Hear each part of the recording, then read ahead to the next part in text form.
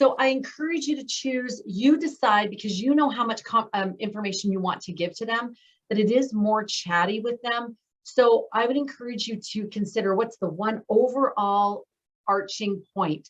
Generational gardening heals families, connects families.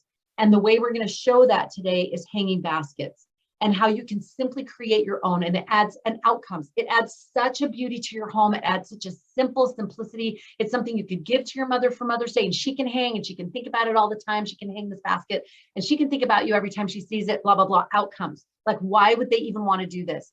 And then your supporting points can be, this generational gardening that I teach. It's so simply powerful because it connects you in a very simple way. And as you're putting this, you want to choose the things for your basket. When I did baskets with my mom, this is what she would say, and this is what I remember, and this is what we loved.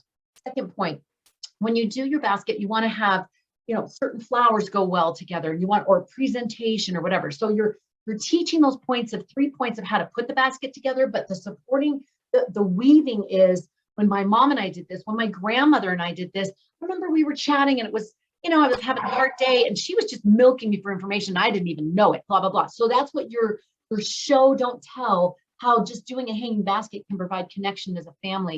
And then, like I said, at the 2/3, you want to introduce something about that brunch.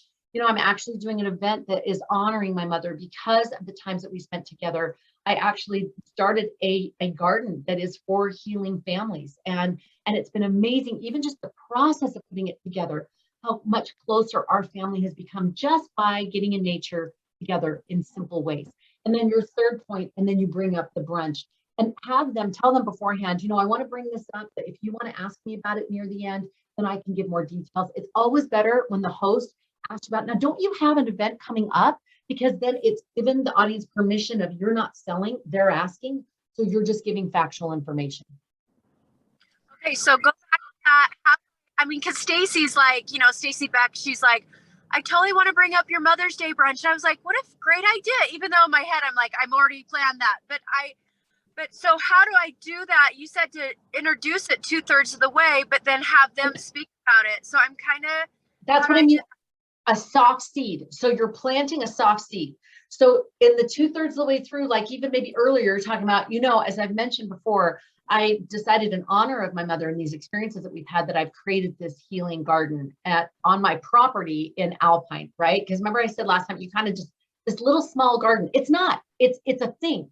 So it's on your property in Alpine and it's ready. We are readying to open it up to the public. And I'm so excited. We have an event that we're doing, and I'll tell you about that in a little bit. But with this hanging basket, the reason why that was so important is because that time that I spent with my mom, I'm honoring that time and the relationship that we built because of these shared experiences. You see the soft seed of that? You're planting a seed that there's an event, there's something, and we're going to talk about it in a minute because I want to get to these hanging baskets for you and what it is we're doing for you today. And then that gives them permission to bring it up. Now tell us about this event that you're doing, right? And if they're worth their salt, they'll bring it up. So you can let Stacy know ahead of time and say, I'd like to do a soft seed, a soft introduction of that. And then if you could just ask about that, but in the third point, or as we're getting closer to the end of it, obviously, but whenever they feel would be good as well. It doesn't have to follow a very rigid thing. They're very chatty, but it is going to be up to them to now bring that up. Okay, that helps a lot. That for sure helps. So, and if they don't, you bring it up. Like if, just like you did before, where they were kind of like moving along, then you say, yeah, and in fact, I just want to remind the viewers about this beautiful brunch that we have, that you can experience everything I've been talking about and see some beautiful hanging baskets that we have there at this event. It's so beautiful, and you'll be able to connect in nature and have that healing experience with your family, right? Outcomes. Right. You're not selling an event, you're sharing. This is how you can get the outcome. Okay, perfect. Okay, I feel like I've got that. With the podcast, it's a little different because I'm not showing anything or doing anything. It's very similar to when I was on with you, but I can still have those soft points about what is generational gardening, some different stories, like you said, change up the stories, find some different stories.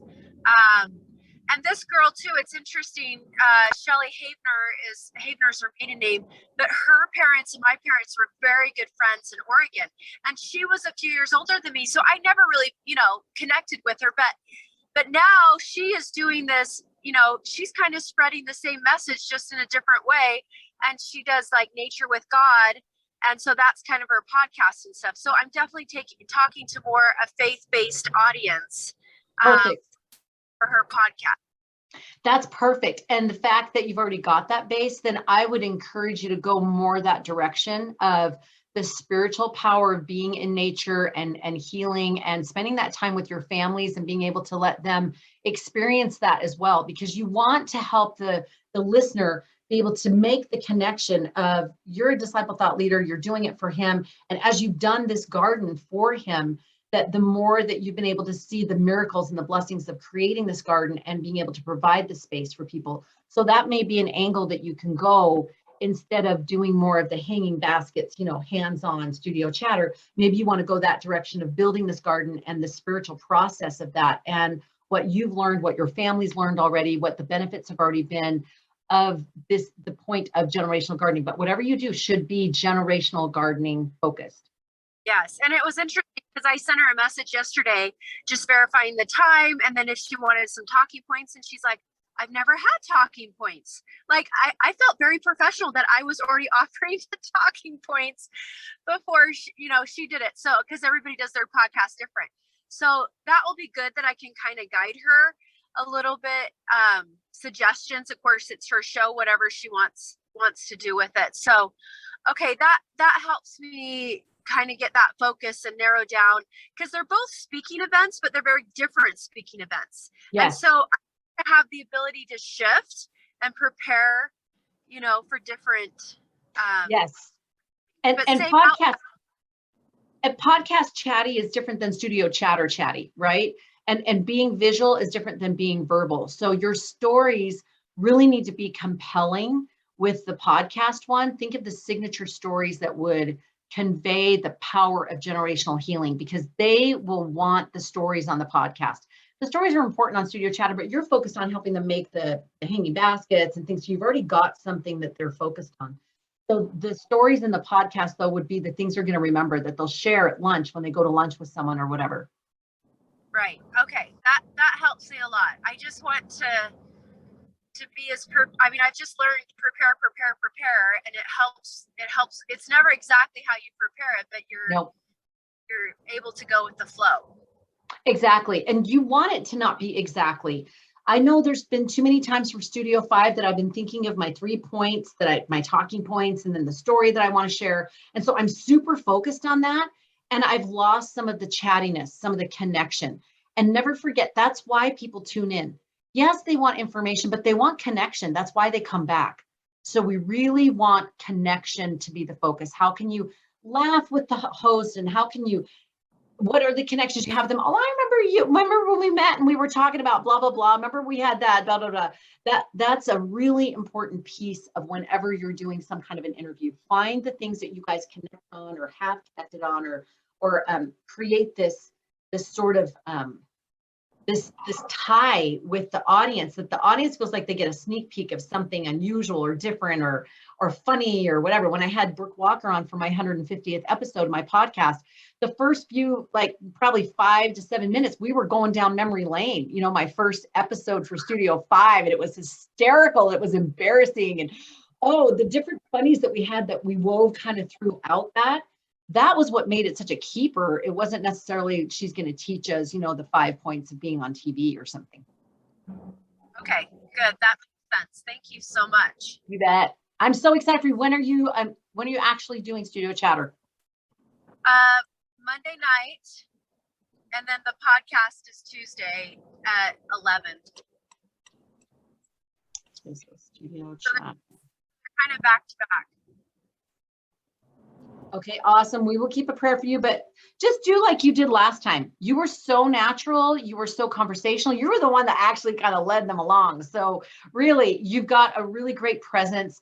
Just choose those signature stories and really speak from the heart, and you will move it along beautifully. You're going to do just great. Okay, thank you. That's so helpful, Connie. I appreciate it.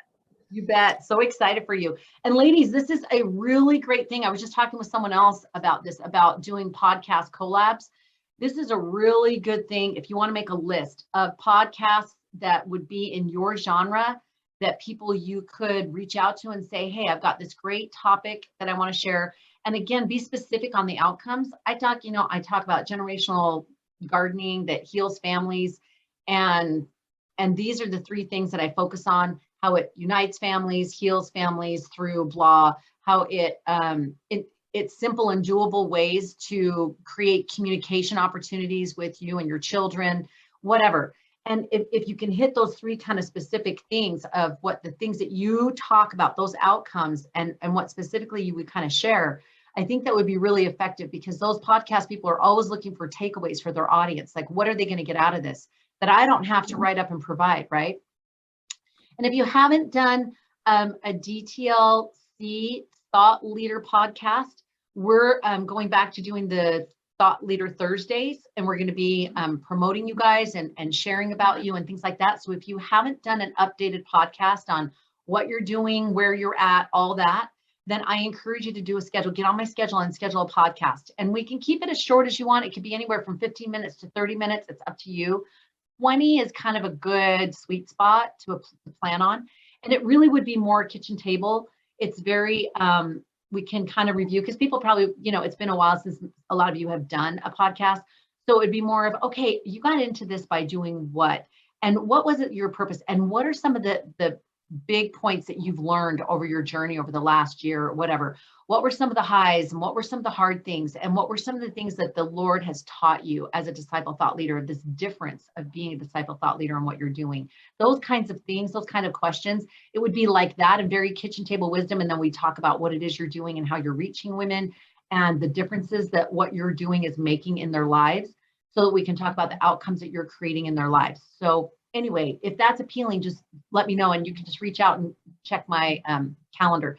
The easy one is ConnieSokol.com/apply. And if you do that one, then you can just get on, you can see the discovery call one, and you can do it. There's a podcast button you can do for podcast only.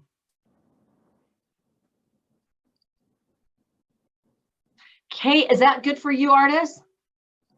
Awesome, because she's going to hop off at 9:30. So any wins that you guys want to share really quick? Besides Artis being able to do a podcast and studio chatter, that's a beautiful win. Any other wins that have happened for you guys? Don't be shy. Do you want speaking wins or just regular wins? Any wins, speaking if you have them, but any wins are great. I don't have necessarily a speaking win, but I did connect with my social media gal, and she started a couple of days ago. So it's kind of speaking out, I guess. I don't know. But she came and took some pictures on Tuesday. She has a photographer, so she came down and they met me and took a bunch of pictures and got started posting stuff. And I have my logo up and running. So getting there. And then I have the retreat stuff that I'm trying to organize and finish getting up and going. So I'm putting together a bunch of kind of like retreat topics and outlining the whole retreat right now, kind of going through all that.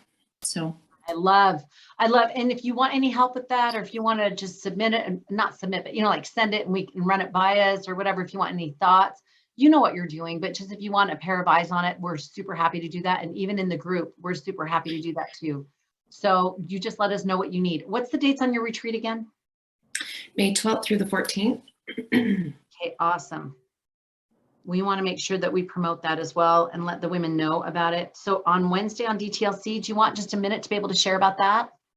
Sure, that would be great. Okay, I'll let Lemire know, because yes, these events and the things that you're doing, and these are important. These are really, really important, and letting the women know so people can say, wow.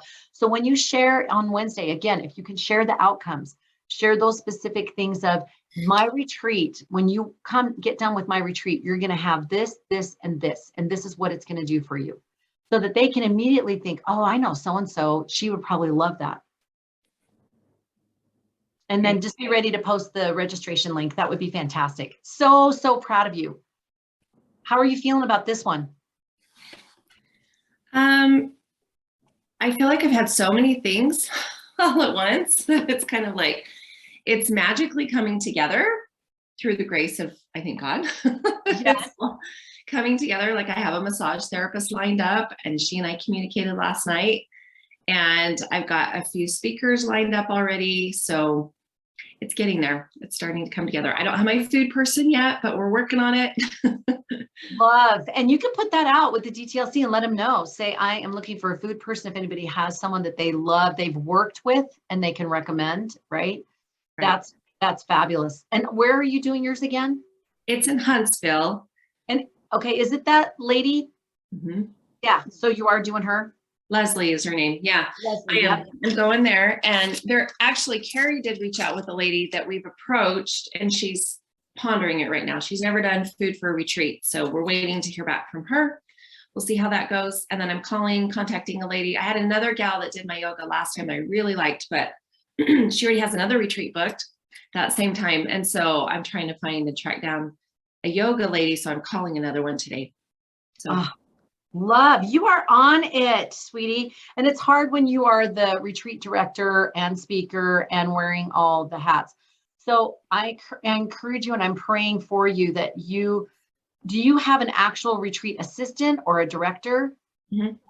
What's I have two ladies. The one that is going to be my more permanent one, her name is Jenny Dunn, but she's been looking up stuff for swag bags and doing all the, like, we're going to do t-shirts, and she's taking care of all of that right now.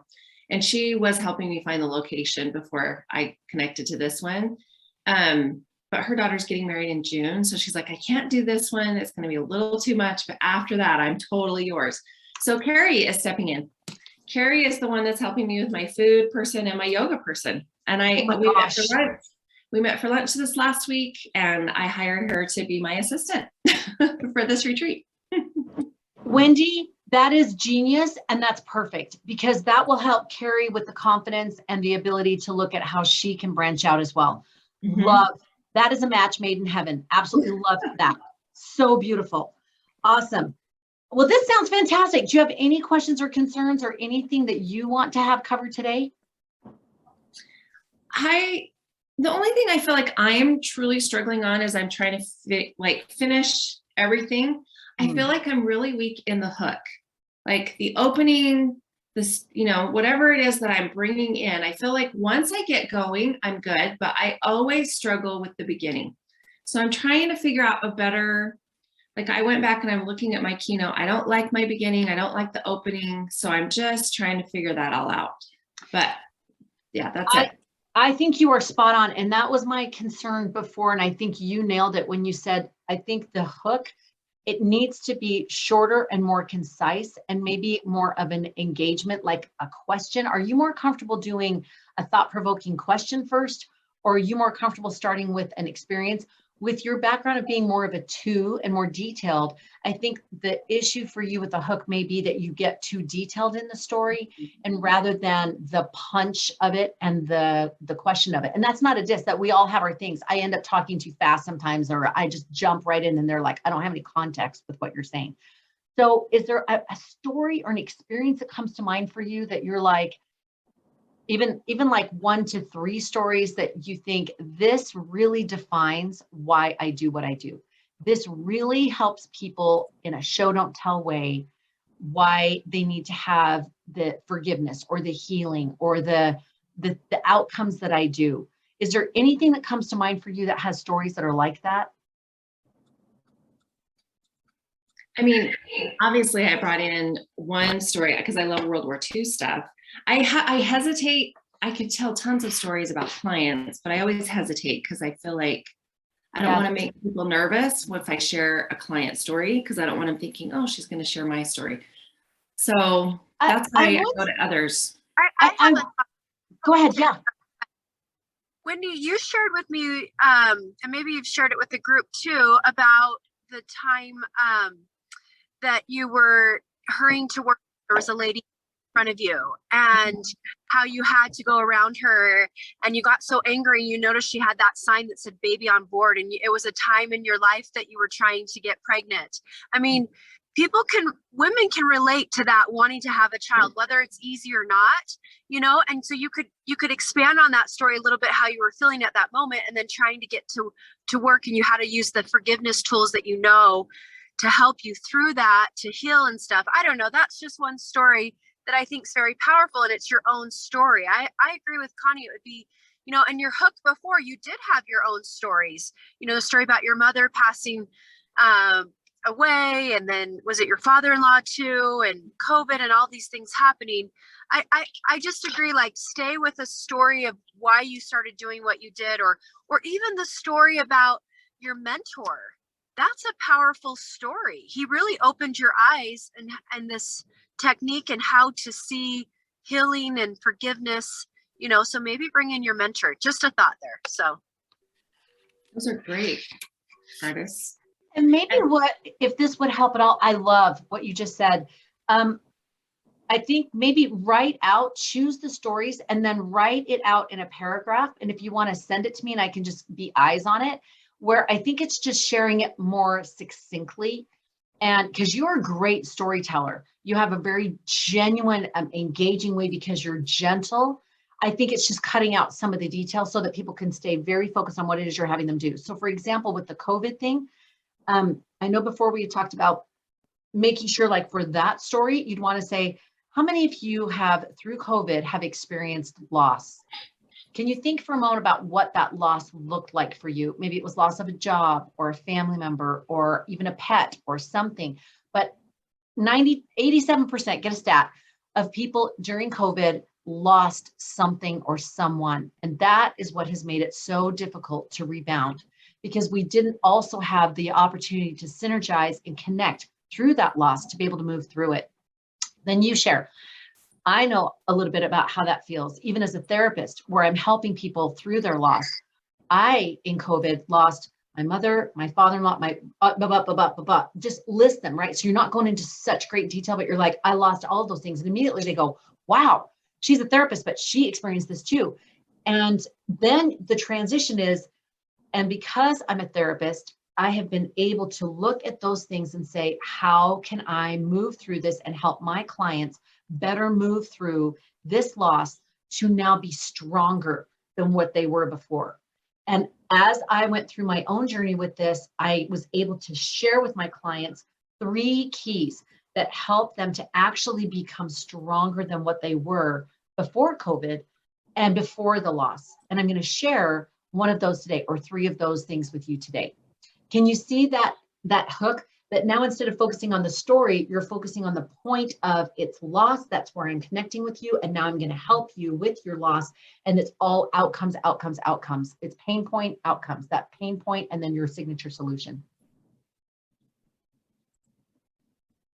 You could also choose a story. There's that one from the conference issue. I can't remember who was, it was James E. Faust, but I don't remember the title. But you remember the one about the turkeys? When those kids were dropping turkeys, that still stays with me. Oh my gosh. And if you hit the high points of that, that would be a great thought-provoking question where you start and say, how many of you have had a situation where someone has done something unprovoked and that has hurt you or a family member or someone that you love, a loved one? I mean, everyone's going to raise their hand, right? Mm-hmm. And maybe then you say something like, how did you handle that? And how did that shift you in your life, the way that you handled it? And then you share the turkey story and say, what would you do at this moment when you see that he is in this courtroom? What would you do in that moment? How would you be feeling? What would you be justified in doing? Or how would you be justified in responding, right? That's a thought-provoking hook where you're really engaging them with questions and how would it feel? And you're reminding them of something hard. And then how would it feel if you were in here? And then you share how she handled it and say, I love when you're talking, you always add in, like, this is the good way to do it, to forgive and everything. And then I love how you always add in that caveat. There are times and there are people that it is not healthy for you to bring them back into your life. And you can respect that and you can know that for yourself. For the other experiences, this is what will be really helpful, blah, blah, blah, blah, blah. But anyway, something like that is a good, where you start off with more of those thought-provoking experiences at questions. And you don't want to do, in my opinion, you don't want to do too many barraging thought-provoking questions because, bye, darling, thanks so much for taking time with us today. You don't want to do too many like right off the bat, because they haven't created a relationship of trust with you, which I'm sure you already know. But when I'm talking about thought-provoking questions and you're connecting with an experience that they've had and you're not judging them, you're not saying you did it wrong. You're saying there's a variety of ways to handle any of these situations. Here's how this one woman handled it. But what happens when it's not so, you're not in that space yet, right? What happens when you haven't arrived at that, or this person keeps doing that same thing over and over? What if he kept dropping turkeys and she kept going into these surgeries, right? What would happen then? And I think those kind of thought-provoking questions help people feel like you're not just doing a thought-provoking question, give me the right answer, and now I'll show you why you did it wrong and why you have to do it right. It's more of an exploratory experience, and then you're adding in a couple of ways that people could handle it or the things they could deal with, and here's some ways that you can deal with that. To me, I like that better than just sort of this, I'm the teacher, I'm looking for a right answer, and you give it to me, and now I show where I'm the authority and you're not doing it. Does that make sense at all? Mm-hmm. Mm-hmm. So those are just some thoughts. But if you want to just, write out a couple of hooks and just get some eyes on it, I think that would be really good. I agree. I think your presentation, your keynotes are so good and so strong. I agree. I think once you nail this hook, you're just going to feel so solid about your keynote. Okay. I'll keep working on it so I can get it all finished. I think you're just about there. You've got good ideas and you've got good stories and stuff. I think it's just tightening it up. Just tighten that up and have the clear focus in your mind of what do I want from this hook? How do I want them to feel? What do I want them to do with this hook that I'm going to use it as a springboard and lead them into the next 3 key points or whatever. And you could also use one of your stories, like the one when you're in the car, as a bookend. I've had this experience and I'm going to walk you through some steps of how I could have handled that. And then the bookend is, this is how I handled that experience. I used the very things that I just taught you today, and this is how it turned out. So you kind of keep them guessing from the beginning, and then you split it and you bookend it. Okay. So that's a thought too. Thank you. You bet. So proud of you. You're doing great. Amanda, any questions or any wins? Well, kind of. Do you like that kind of? But first, Wendy, I just wanted to say too, so I'm doing NSA here in California, and I was in a breakout room with a guy, and he was saying that when you're doing your hooks and when you're doing your stories, it's a movie preview. He's like, if you think about it as a movie preview, and then he talks about how don't you hate it when you want to know about a movie and somebody tells you everything about the movie? Like, movie previews suck you in, and that's what your story should do, is it should suck people in. And if you don't give all of the details, then you can thread it through the entire presentation. Like, you can always thread it through and have it be that just streamlined. So I loved that idea, and it changed the whole way I thought of it. Like, oh, a movie preview, like you really only have, and he said, thanks to the digital world, he's like, you used to have 5 minutes for somebody's attention, and now you're down to 10 seconds. So you really have got to grab them within that 10 seconds. And I just thought that was pretty, wow. So I loved the idea of that. I love that. Look at it like a trailer. And I would add on, if I can, I would say you have more than 10 seconds, because once they can see it's worth their listening, they will stay with you if you're engaging.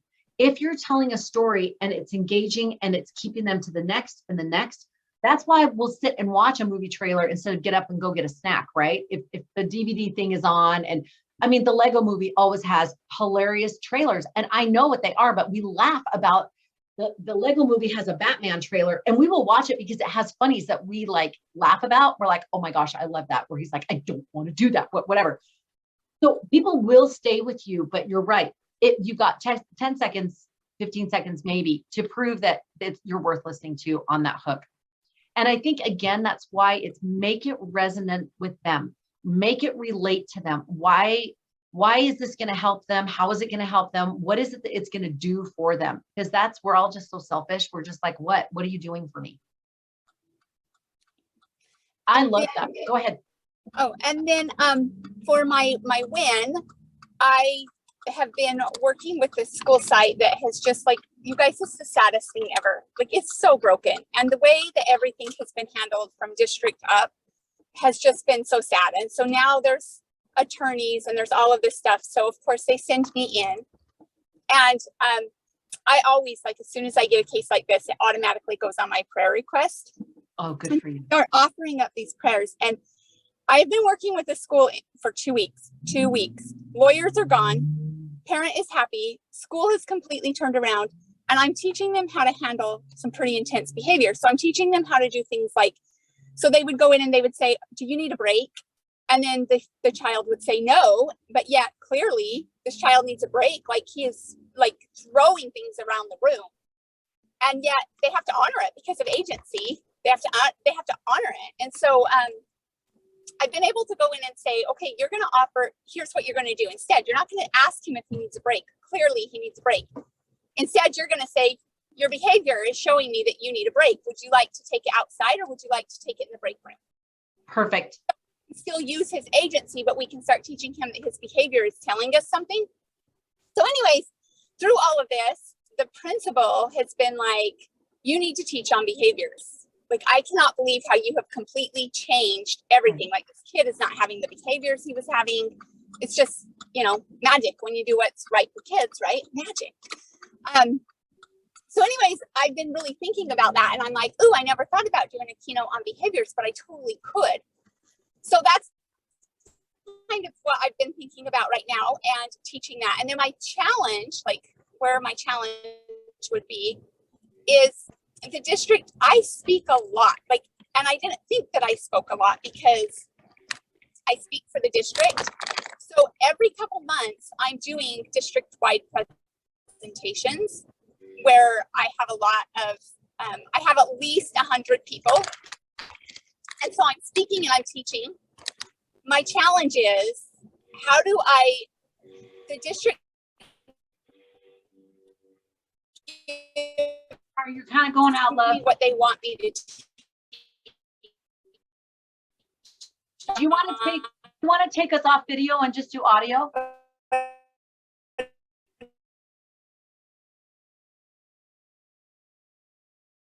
Sorry, you're frozen.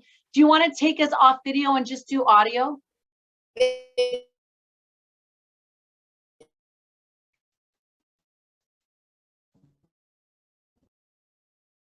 Okay, she'll probably come back on. Is there anything else while we're waiting for her to come back on? I don't think so. Because even as she was talking, I was like, oh yeah, I'd love to hear that. Like, I'd love to listen to that, her approach or whatever on behavior. And on behaviors, yes. Mm-hmm. Tell me the purpose of your retreat. Is this a healing one again? Is this, okay, so what are the 3 outcomes that you're doing on this one? I just wrote them down yesterday and was sending it to. A lot of it is, I want to talk about the plague of perfectionism is what I'm calling it. And feeling and being enough in a world that tells you you're not. Well, I don't know if I want to do world or culture.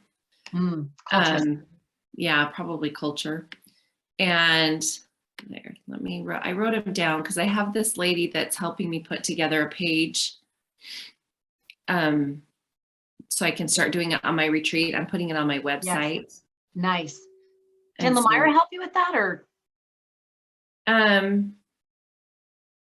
talked to Lamira about possibly doing a landing page, but then I talked to my website lady that's finally getting some stuff done on my website. And she's like, oh, you can just devote a whole page to your website. Perfect. And just do it there. So I'm going to do it there instead. That's perfect. I would really, I would encourage you to just, whatever you do with your landing page or the website page, emphasize those 3 outcomes. Really emphasize it. Okay, go ahead. Well, and I don't even have plague of perfectionism in there, but I'm going to use my 3 key points. Release pain by receiving steps to forgiveness to finally let go and heal. Renew hope by finding ways to move forward in life with an understanding that you are enough. Restore your light in finding ways to increase your light and show up as your true authentic self. And then I was going to scatter things like get rid of the plague of perfectionism as you step into growth, love, and renewal. Find balance in your life, learn how to process emotions and why it's important in moving forward. connect with like-minded women. Those are just some of the things we're tossing around. Those are good. And especially those last few that you just did, those are really pivotal because you're speaking in layman's terms and specifics. Learn how to eliminate the plague of perfection, connect with like-minded women to learn how to support one another, blah, blah, blah. So those are really good. Okay, Amanda, are you back, love? I don't know. Is it better? Yay, that's better. Okay, go ahead. I have no idea what you heard. So the last thing that I heard was you were working with the district, you got rid of they wanted you to speak on behaviors, and then you speak to about 100 people each time you speak in the district. Yeah, so about every other month, they have me do seminars where I speak to, and professional development. So I speak to about 100 people every other month, which I never really thought, like, I was like, oh, that's my job. Like, I was thinking like speaking was outside of that. And I'm like, no, they kind of go together. But here's my problem. And well, it's not really a problem. It's a challenge that I'm looking for solutions to pitch to the district. So I can go and I can do that elevator pitch to change it.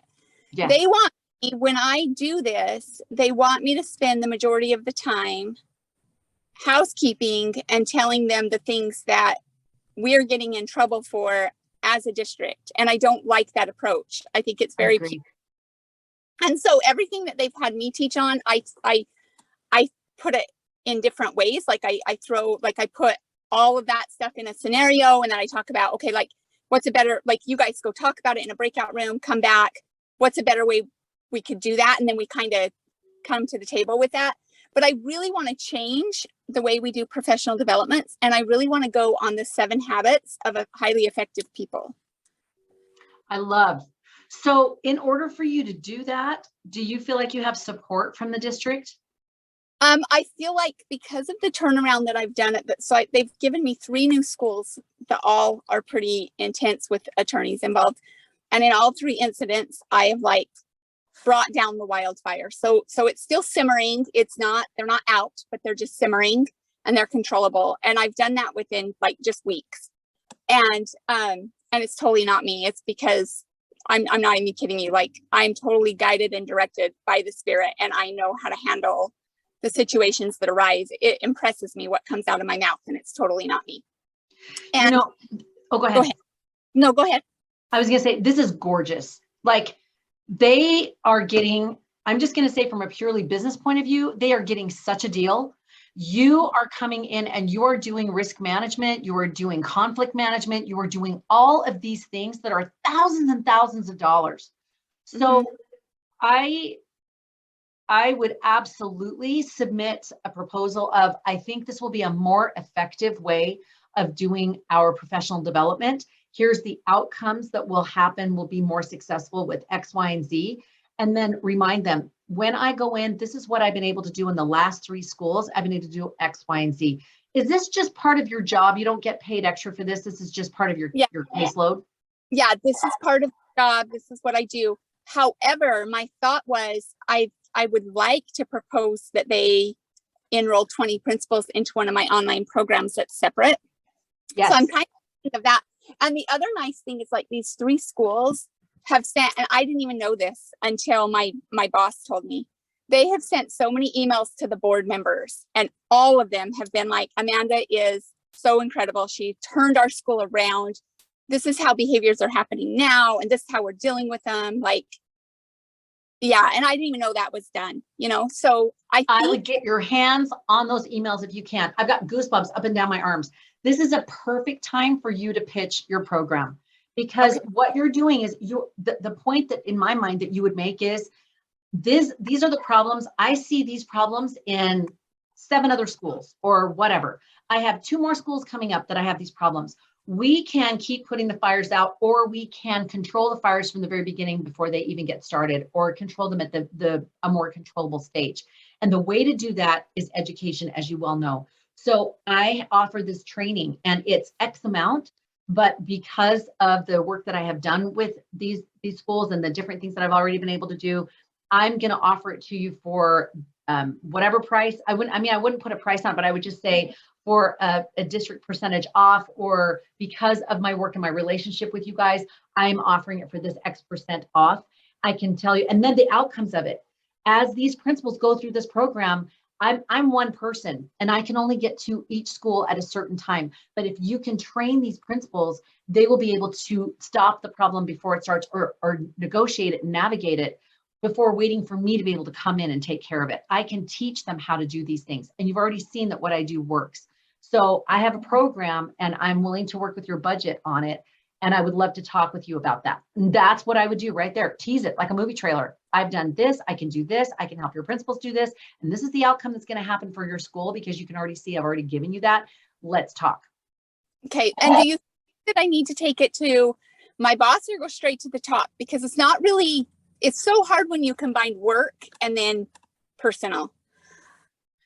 How much do you love and trust your boss? Well, we just got a new one. She loves and trusts me 100%. And she's the reason I'm staying. Like, I definitely know that I have to stay another year, and it's her. And it has to do with, I'm going to bring her to Christ. So, I don't know. I would connect with her on just what you said, except for bringing her to Christ. But I would definitely say, I love our working relationship already. I know that you're here for a reason, and I'm staying because of what you're doing and how we work together. And this is my gut feeling. This is where I want to see this go. I could go to any other district and I go to any other state and I can make these things happen, but I want to make this happen here. And this is the most effective way that I can see this happening. This is my plan, and this is what I would like to do. What's your thoughts on this? That's what I would do. And then in my pitch, if I'm going to give them like a district discount, could I also ask, like, hey, I'm going to give you guys a killer discount on this. And in return, I would like to ask that you release all data to me so I can use that. Absolutely. And it'll be confidential data, like you wouldn't have names and things, but you would have the data would speak for itself. So yeah, absolutely. Okay. And make that point. This data would be used to support that this works, so that other schools can trust that this is actually beneficial. Yeah. I don't know, Wendy, what's your thoughts? No, I totally agree. I think it's going to be really powerful. And I would go to your boss too. I agree with that, because I think it's good to start there and see where she's at. And if she's okay with it, then you can go and present to the bigger people. And then you've got an ally, right? And you've got someone that you know is going to support you in this. But I think it sounds beautiful, Amanda. And I think what you're doing is amazing. And especially, I have nieces and nephews that have been in the California school system, and what you're doing is beautiful, and they need it so badly there. Yeah, for sure. They do. How does that feel for you? Yeah, it feels good. I'm going to work on that elevator pitch. I'm going to work on what exactly I want to say, and start praying about the deal, because I also don't want to be like deer in the headlights when they're like, yeah, what is the discount? Like, I kind of want to have some ideas and thoughts. And oh yes. And the way that it's going to work best for you, and then how it will work best for them. So it's a win-win, but you have the credibility, you have the gifts, you have the skills, you have a unique skill set that is sought after. So I would go from that place of confidence. You're not an arrogant person, but I think sometimes what I see with women, I see it for myself too, is that I don't realize how much of a skill set I may have. And so I come from a space of, okay, well, I hope they like this, right? No, you're coming from a space of, I've already proved what I can do, and it's over the top, and it's awesome, and you're going to want this. And there's a difference in energy and approach when you come with that. And if you're going to be talking to a lot of men, you've got to have that, and you do. But I want you to know that from what I'm hearing, from what you're saying and what you're doing incredible things. And I agree, get feedback, get stats, get the testimonials, get your hands on those emails. Say, this was the before in the school. And just like we said, movie trailer, this was the situation that I went into, just like you described it here. Fires, lawyers, blah, blah. In 2 weeks, lawyers are gone. The kids' behavior is this way, and they are already implementing some of the things that I've taught them. But the reason why you want to make it clear is they could do more. They could be taught. This could be happening school-wide, district-wide. This could be happening so much quicker and better and faster, and it could be eliminating so many more problems. Have any stats that you can get on that? but show them the pain point for them. Because otherwise they'll be like, well, we could just have you still go to the schools and you could just keep teaching, right? No, there's a more effective way to do this. And it could be faster, simpler, you know, all those outcome things that you want to tell them. And I think too, Amanda, if you can get, like, for example, on your last situation where the parent was pleased, the staff at the school were pleased, because the district is always looking for things where it's a win-win for them and it's a win-win for the parents. So I think if you could especially pull that in on your pitch, and, you know, even if a parent could give you like a little, you know, you can get feedback from these schools as well, but get some feedback from the parent about how this was so successful, like maybe how they felt overwhelmed that, you know, working with the school and it was so difficult, but then you came in and you changed the whole situation around. Like, I think that would really sell it as well if you had a parent that backed you up. Okay. And that's your genius, is like you said, you know how to come at it from the administrative, from the teacher, and from the child. And you can show, this is what I do, people. I come in and I'm not just one person focused. I'm focused on all three, and how can we unite everybody and how can we make it a win-win-win, not just a win-win, right? It's between all three of them. I think that's a beautiful thing. Yeah. And it's signature. Right. Yeah. That's kind of what I went with, is like, that is my signature. That's my unique selling point. Yes. Is you can win-win-win for each person. And that's especially if you use the 7 habits, they get the concept of win-win. And if you add in that unique, you don't have to, but that signature solution where it's a win-win-win, that kind of puts a little spin on that and it makes it signature. And they realize that's what you do. You actually make it a win for everyone involved. Yeah. Can you explain a little bit, like, what do you mean? Like, when I have the signature and then I bring in the 7 habits, like, explain that. When you were saying you want to teach them the 7 habits of highly successful people, that's Stephen Covey. And that's one of the habits is win-win, right? So that's why I was saying you could just do the signature solution is just what you just said. This is the pain point. How do we deal when we're at this place where we have lawyers involved, we have parents, we have kids, and it's volatile. It is a wildfire. And I would definitely use that analogy. It is a wildfire out of control, because we all know how devastating, especially in California, how devastating that is. So that's a great analogy for you to be able to say, I can come in and I can control that fire. I can douse the fire. I can get it minimized right away. I can help get control over what we can control. And then I can also effectively teach tools so that those fires don't get started in the first place, right? That's something they can totally go, wow, that is a signature solution. You're not just coming and putting on Band-Aid. You're actually saying, I can actually move this forward in a way that's unique and will take care of it in the future, not just right now. Got it. I think this is fantastic. I'm not even a school district. And like Wendy was saying, oh, I'd like to know that keynote on behaviors. So yes, for sure, a keynote on behaviors. Yes, for sure, do a keynote on that. Okay. And that's a great hook, the thing that you just went through with the schools, the amazing stuff you're doing. Absolutely. Well, and I think you could also, you're hitting upon a pain point for a lot of people right now, because the parents, they don't always know what to do. The school doesn't know what to do because their hands are tied, right, with the student. It's almost like the kids have the upper hand, and you've got a great solution that helps all three. So, and your story that you shared was a perfect example of that. Yeah, that was the first thing I noticed. Like, I came in and I observed for 3 hours, because that's the first thing I do. I don't just jump in. I just observe and see, like, emphasize that. It's beautiful. Observe first, like 3 steps. I observe, I evaluate, and then I recommend, or whatever. Yeah. And I could see within the first 3 hours that this first grader was completely in charge of not just the classroom, but the entire school campus. Oh. The entire school campus, like 6 other 6th grade students, like, he was in charge.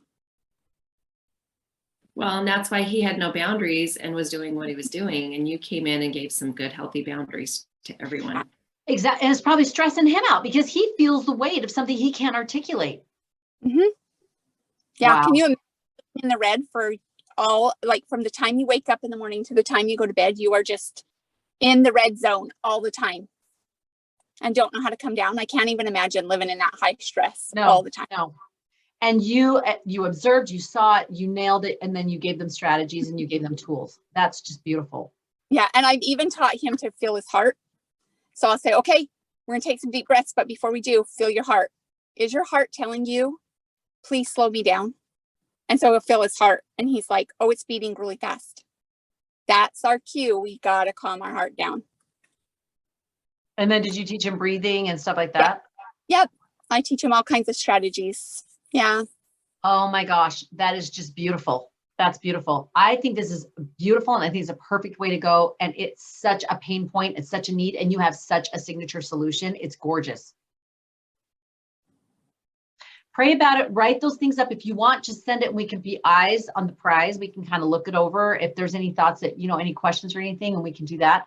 But I would totally talk. Once you've got that set, once you feel really good about it, then I would take it to your boss, and I would say, I can see there is a problem and it's significant, and I have a solution and it's significant too. It's signature. So significant problem, signature solution, and show her what you can do with it. Okay. That's beautiful. Absolutely beautiful. Amanda, you are in such a prime position. And I think it's just shifting that gear of them. I feel like they get you as a catch-all. It's like a friend of mine who does doTERRA, and she does a lot of speaking for doTERRA, but they don't pay her or anything. But I mean, she gets compensated with her doTERRA stuff. But it was interesting. I noticed she's at their beck and call. They send her to conferences everywhere. They are really getting such a deal because she is amazing in all that she does. And I just don't think it's a win-win. I really don't. It's stressful for her. And anyway, I think they're getting a really great deal from you. And that's not a problem as long as it's a win-win. But I feel like you could move forward on something that could make it even more of a win-win and would help you personally as well as help the district. And there should be no problem with that. Yeah. And I wasn't always good at this, but I've become really good at, yes. If it costs me money to gain the skill, then it should cost you money for me to apply the skill and give other people the skill. So if it has cost money out of my pocket for me to gain it, and it has, like I have done a lot of behavior classes. And you're doing the DTLC, and you're doing all these things to refine your skills. Yes. Absolutely. Because if you're going to turn around and train people, absolutely. Yep, then it has to be. And so I tell that to the district all the time. I'm like, I'll go in and do this, but I could be doing X, Y, and Z. However, like you have to compensate me for that, because that's just right. not. So I'm pretty good at those boundaries, like yes, you are. Go home when it's time to go home. I take my lunch, I take my breaks. Like I'm really good at that balance. I agree. I think it's more now of you understanding, yes, I do have that value, and that's what I bring to the table, and letting them know we could continue like this and we could keep band-aiding, but I could actually make this better. We could actually invest in this, and you would actually be able to come out farther ahead and more successful. And in the long run, it would be more cost effective because it's going to cost you less to be able to deal with things or not deal with things, because you won't have some of those issues in the first place. Mm-hmm. I love it. I think this is fabulous. Write something up and let us see it, because this would be awesome. Okay. And the nice thing is I already know that these 3 schools that I've been in, they would be the first ones that would be like, we want her to work with our school. Like we want her to work, like I already have it. And remember, this is your beta test. So you can come down on their budget for a little bit, but make it clear. This is the value of what I do, but because I've been working with your district and because you can even tell them, I have this and I'm beta testing it. If you feel to, you don't have to, because you have been beta testing your whole life. All the things that you're doing in the district is a beta test. But you can say this format, I am doing this new format because it's more effective and it's more, it's better for the people and what I'm trying to teach, and reaches a greater number of people in a more succinct way. So however you want to present that, but it's a win-win for you. Even if they give you like only a third of what you're asking for, it's a beta test for you, and you just knock it out of the park. It's that nail it, then scale it, right? So as soon as you get that first opportunity, you're not desperate, but you're going to be able to say, I can work with your budget on this. And make sure that you use that as that with that data and with the testimonials from the people and all of that, knock it out of the park, which you will. Then that's, that buzz is going to continue on from those districts, and it's going to get back to the board, and you're going to be able to present that to the board and say, look, this is what I did in 3 districts. Now let's do it in the others, because it's helping. Yeah. I love it. This is awesome. Ladies, it's so exciting. Are you feeling this? Like, this really is helping you get these skills to be able to nail it and scale it, to be able to figure out what the gaps are, get it tight like a dish, and then be able to move it forward and know your target market and who has the pain point that you've got the signature solution for. This is stuff that it takes people like 10 years to figure out. So I just want you to know you're doing awesome. All right, my loves. Any last thoughts? Thank you. You betcha. Appreciate it. You betcha. Keep us posted and send anything you want us to look at, Kay. All right. Love you, ladies. Mwah. Have a great weekend.